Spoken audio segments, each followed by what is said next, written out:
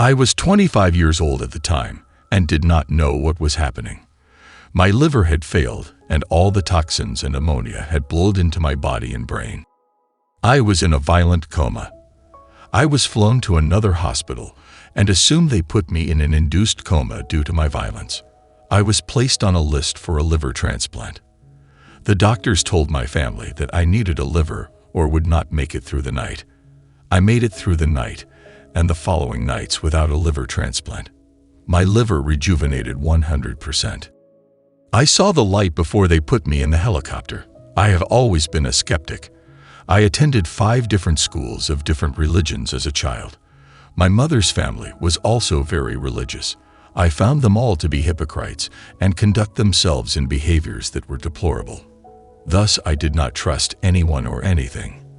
When I saw the light, bright as it may have been, I thought, everybody sees the light, and now I know why.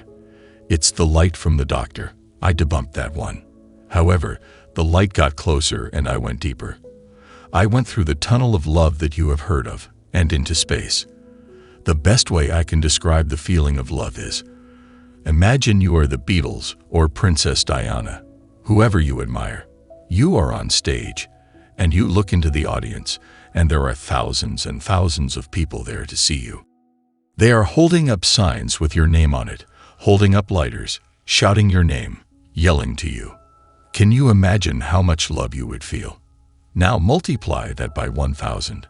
I had no preconception of heaven because I had been told so many various stories. So for me, I was just in space like Neil Armstrong would be, but without a vehicle.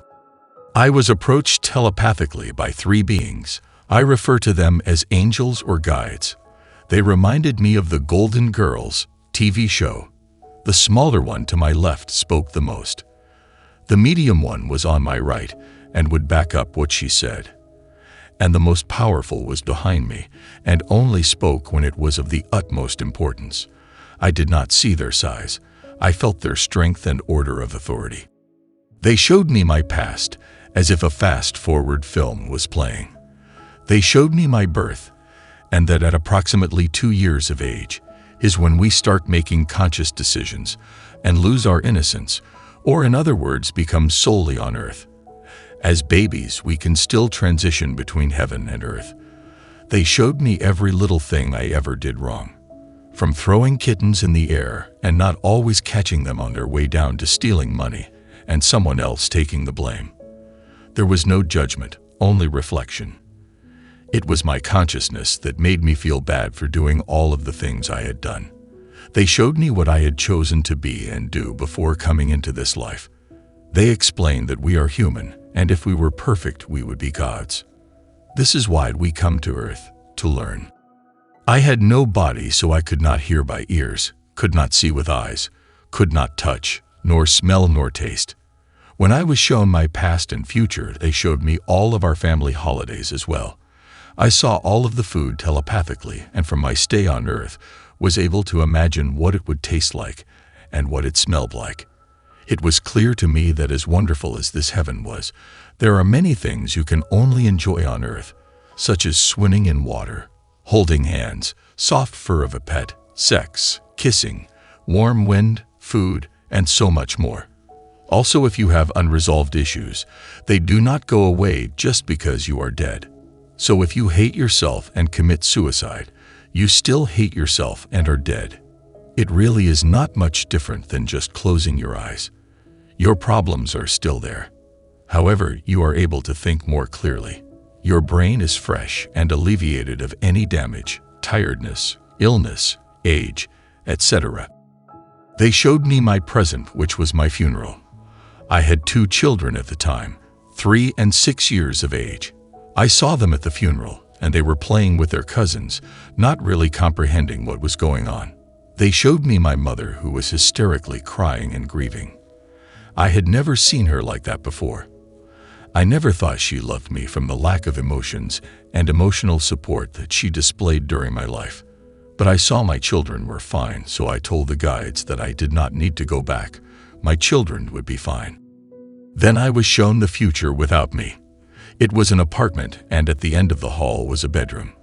We peeked in, and it was fit for princesses. Pink ruffled canopy bedding, toys galore, beautiful clothes and furniture. I said, "See, they are well taken care of." They told me, "No, this room is for their stepsisters," and showed me 2 little girls. "Your children's room is over here." They opened another door, and there was nothing in the room but a dirty single mattress on the floor. No furniture, no toys, no clothes. It was at that time I told them I must come back and finish raising my kids. And I did. During my visit, I got to ask many questions. I asked why bad things happen. Why do we have roaches and ants? Why do we have wars? What is up with the Bible? Is Adam and Eve a true story? How was Earth created? Evolution and the Big Bang Theory. And who is God? I got answers to all of my questions and more. There was no concept of time. You do not have a body. You do not need sleep or food.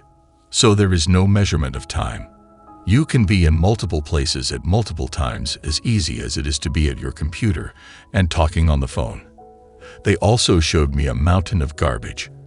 When I asked what it was, they told me this is the remains of all the products that I had consumed in my lifetime that I had left behind. They showed me many effects that people's garbage and pollution had had on our planet. They showed me that all animals have souls, and how disrespectful it was to pass by a deceased animal on the road without giving it compassion. I explained one could get killed attempting such, but they said it was just how our times are. They also said that plants have a soul too. Now this was hard for me to swallow, but since my NDE, I have seen studies where they talk nice to one plant and nasty to a similar one, and one thrives and one dies. There are also plants that have senses and emit odors or react when touched, so I believe it now. I asked how will we survive without eating plants. They said we are expected to eat plants and animals, that we just need to have compassion, respect, and appreciation for them. Gracing our food before eating is probably the best for now. Plants and animals knowingly sacrifice themselves for humans, so be appreciative. I was in a coma for close to a week. When I came back into my body, I remembered my adventure, but did not remember I had kids, nor what year it was. I felt that I had been gone for a year or more from all the information and knowledge I had gained. My memory of my kids came back after a few days, and I brushed off my adventure as it must have just been a dream. Until the things they showed me in my future came into fruition. Many other things they showed me, I later found to be proven too. Miraculously, my liver rejuvenated itself 100%. On a sidebar, a liver did arrive as I was recovering. Someone ran into my room and yelled at the doctor, "Do you still need a liver?" And the doctor replied, "No, go to the next one on the list." This procedure was fairly new at the time. It wasn't but a couple hours later, I'm watching the news in my room at the hospital, and they are talking about a liver had arrived at Tampa General Hospital, and Evil Knievel was on his way for a much-needed liver transplant. So yes, he got my liver. I always thought that because I came back to Earth to finish raising my kids, that when they turned 18, I would die. They are now 24 and 27, with one expecting in November. I don't think we ever finish raising our kids, or at least I hope not. I am allergic to all medications, whether it is over-the-counter or prescribed. I can only take homeopathic, natural, aspirin, Benadryl, and steroids or other hormones. I break out into an itchy rash, which were the symptoms I had just before liver failure. Years after, I went to an allergist that conducted a skin test with the most mild antibiotic. This was at a university hospital with a team of doctors. I was told they do not expect a reaction. My skin welted, became pussy and bloody in a 4 to 5 diameter area. The doctor just said if I ever need to take antibiotics, I will need to take them with steroids. However, in all of their careers, they had never seen such a reaction and took pictures. Thank goodness I met a man that has healing hands. While at work, I was bitten by a brown recluse spider. The only remedy for this is antibiotics. Human Resources told me to go to the hospital, but I knew they could not help me. It was at the base of the back of my neck to my right. It was raised with a hole in the center full of pus and blood. My husband put his hand on it, and by morning the area was flat, the color was normal, and only a small scab the size of a pencil eraser was left. He has helped me many other occasions. This may be irrelevant, but is how I survived today. I went to work in 2001 at the state's water management district because I wanted to help our environment. I was there for 10 years. It was very political, and a lot of cases the inspectors, hydrologists, geologists, and environmental scientists, found to be illegal and irresponsible were being brushed under the rug. The economy also tanked, and the governor was cutting jobs drastically. It was disappointing because for many years we protected our water resources, wetlands, and animal habitats. I then had a desire to help senior citizens. I seemed to have a calling to help people that were about to die. After I would visit, they would pass. It would just happen. I don't know why it kept happening to me. I would be the last person to see them alive aside from staff. I have no fear of dying. I am happy to be there to help those that are about to die. Because of this, I took a management position at a senior apartment complex.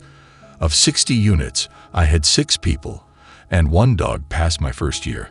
I would tell them the choice is theirs if they want to live. I found that those who chose to live seemed to come back at a price.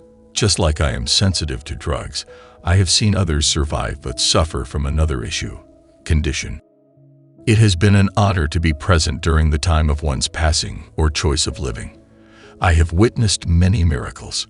One occasion, a doctor told me one of my residents' carotid artery was completely blocked on one side and 98% blocked on the other. They didn't expect him to live but a few days because he refused any surgery. That was almost 2 years ago. I have visited the local hospice on occasion with my dog and plan to do more as time permits. At this time, I am focusing on writing my book, opening a local book and metaphysical store, and being the grandmother.